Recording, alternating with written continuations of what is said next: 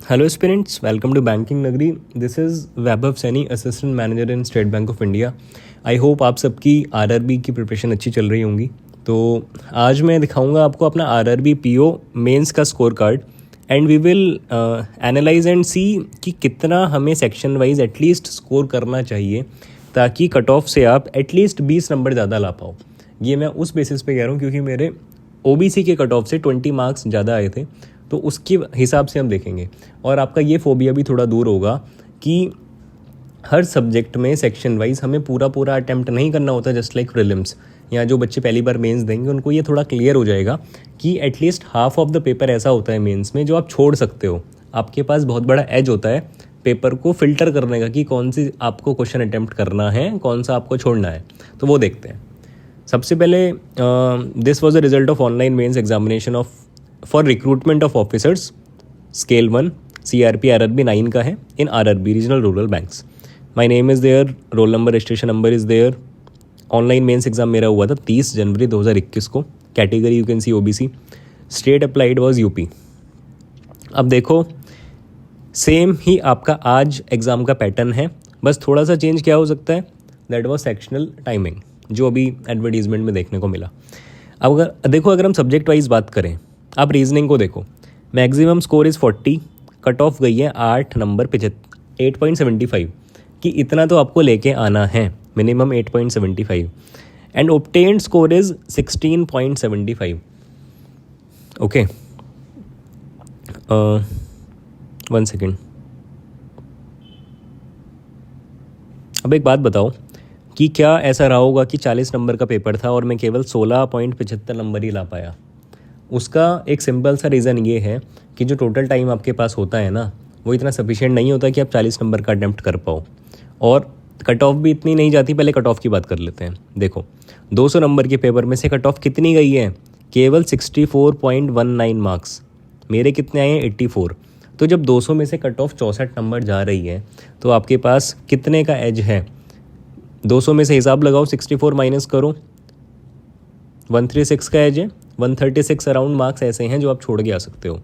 तो क्यों 40 में से 40 अटैम्प्ट करना? 40 में से उतना अटैम्प्ट करो जो आसान वाला पोर्शन है और तुरंत दूसरे सेक्शन पे जंप करना है।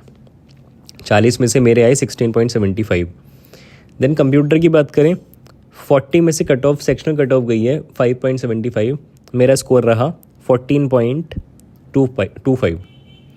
जनरल अवेयरनेस की बात करें, out of 40 cut off is only 2.25 marks. But cut off से लेना देना नहीं है, आपको सेक्शनल तो क्लियर कर लोगे, आपको ओवरऑल क्लियर करनी है। मेरे ओवरऑल आए 14.75। In English out of 40 3.50 cut off है सेक्शनल, मेरे आए 22.75।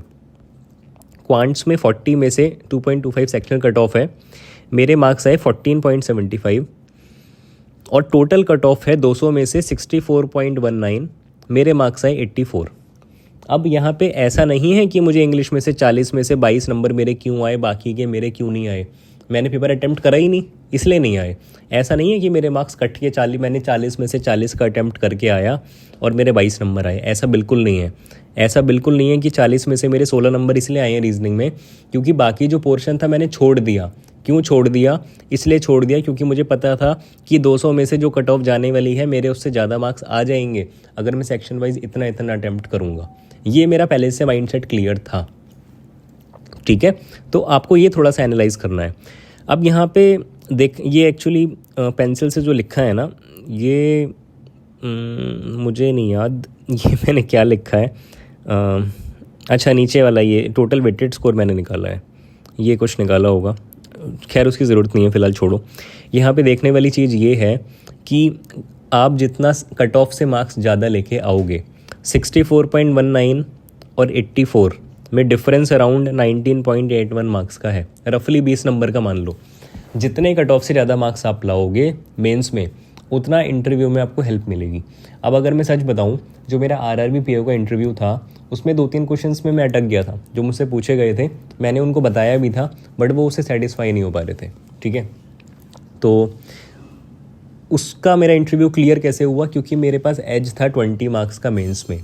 तो जो मेरा ओवरऑल मेरिट बनी उसमें मुझे मेंस के मार्क्स ने हेल्प करी क्योंकि कट ऑफ से मेरे अराउंड 20 नंबर ज़्यादा थे। इसलिए मैं हमेशा कहता हूँ कि मेंस में कट ऑफ क्लियर नहीं करनी, कट ऑफ से कम 16, 17, 18 नंबर ज़्यादा लेके आपको आने हैं, तब आप सेफ हो इंटरव्यू में। फिर आपने इंटरव्यू में अगर बिल्कुल एवरेज भी अपना परफॉर्मेंस दिया ना, कि बस एवरेज मार्क्स वो आपको दे, ठीक है, तो भी आपका ओवरऑल सिलेक्शन हो जाएगा, फाइनल सिलेक्शन हो जाएगा, ठीक है।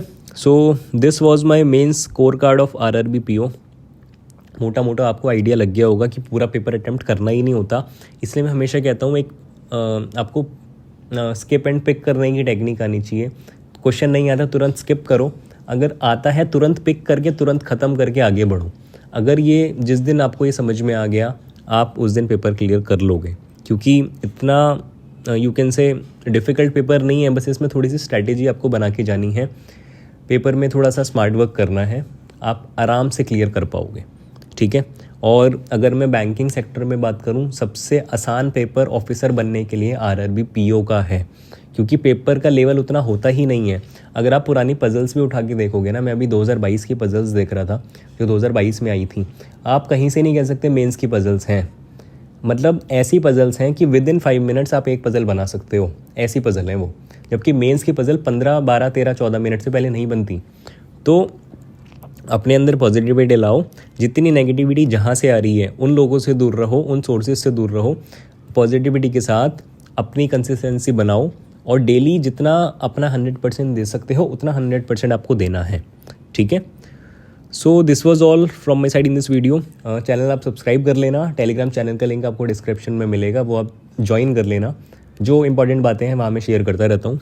और अपने स्टडी ग्रुप्स में आप एटलीस्ट शेयर कर देना, इतना तो कर ही सकते हो ना, जब मैं आपको मतलब वो चीज़ें बताता हूँ एक्चुअली में मैं जो कोई नहीं बताता, ठीक है। So this is all from my side, bye bye, have a nice day.